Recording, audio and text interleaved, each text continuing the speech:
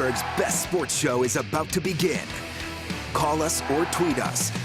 We've got things to talk about on the Ireland Contracting Nightly Sports Call. And good evening, everyone, and welcome to another edition of the Ireland Contracting Nightly Sports Call. Bob Pompeani here, along with Gene Collier of the Pittsburgh Post-Gazette. You can call us at 412-575-2600. You can also tweet us at KDPomp at Gene Collier. We begin with the GM news of the day. Actually, two fronts. We'll get to the second and the Penguins one coming up in a minute. But first, we'll talk about the Pirates and their new general manager, Ben Cherington, was introduced today.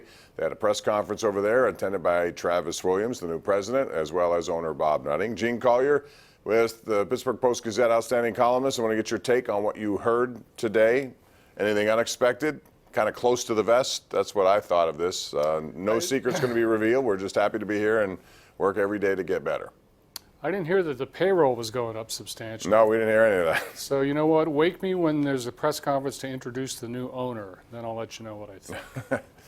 Well, that's one of the things that, I don't know how long that could be avoided, because at some point that is a relevant situation here with this team, just given the fact that you're going up against teams that spend a lot. And I realize it's not the only issue that has to be taken care of. The drafting has to be better. The developing has to be better. All of that has to be, and it is the lifeblood of a team that faces the kind of economic issues that the Pirates face.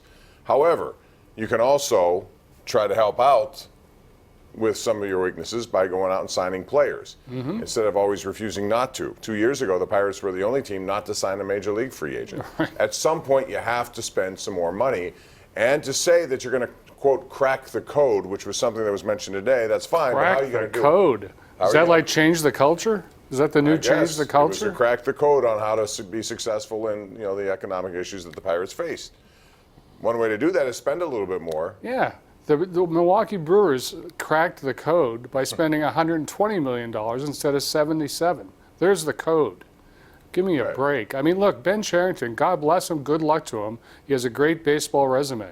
But let's see how he does on 1/3 of the Red Sox payroll. It's going to be tough. Yeah, and the mistakes, if they come, you can't necessarily just sweep them under the carpet and go and buy new stuff. You can't do that. You have to deal with them, and it is difficult. And yes, there are examples of franchises who've been able to, every now and then, put together a nice run, like Oakland, like Tampa. Milwaukee's very similar to Pittsburgh in many ways, and so is Cincinnati. And both of those teams have payrolls that went over $100 million. Kansas City, sure. Kansas City, so you can do it. You have to be willing to do it, and that's where it starts. So these are things we'll be watching, and time will tell. But for now, he's a good baseball mind. He's been in some very nice situations with franchises that are followed very closely under a lot of media scrutiny. So he should be up for this challenge, and we'll see what happens as time moves on. But they got some issues. I was also waiting, and I don't think I was going to hear this today, Gene, but you would talk about what strategy you would like here. This is a team that faces a lot of issues. They need help on many fronts, and there is no help currently in the minor league system to come up and expect people to fill in right now. So do you just kind of go along with what you have, patchwork here and there? Or do you try to maybe, trade some assets to try to, put more into your minor league system by acquiring young players from other organizations? I don't know. What do you do? Yeah, I don't know. I don't think the Pirates are necessarily a terrible day-to-day lineup type lineup on the field most days. But their pitching was just such a calamity that it has to be added to. And there are many quality free agent pitchers out there. Bob Nutting, Steven Strasburg is out there. Garrett Cole is out there. Are you serious about this? Show me something. Yeah, well, I mean, even in a lesser tier, there are other guys who will command less, but still would help you. And you're right. It's about pitching right now, and there are no answers, I would think, inside the organization. They have Tyone, who's going to be out to start the season. What are you going to do to compete from that point of view? Out there, and I hate to harp on this payroll, but it is an issue. It is an issue, and it needs to be addressed. It's the issue. All right, we're also talking about the Steelers. Now they got back to work today, and boy, it does not sound good this week for Juju Smith-Schuster. Jerry Dulac of the Post-Gazette indicated on a tweet earlier that it looks like he has a knee injury, and it will make it impossible for him to play. James Conner, same thing. Looks like he's going to be out for a couple of more weeks. So, how do you, even going to Cincinnati, which is an 0-10 football team, Gene? How do you go there and expect to win if you can't generate much in the way of an offense? Well, offense has virtually disappeared from this team. It's mostly due to injuries, but it's due to some other things too.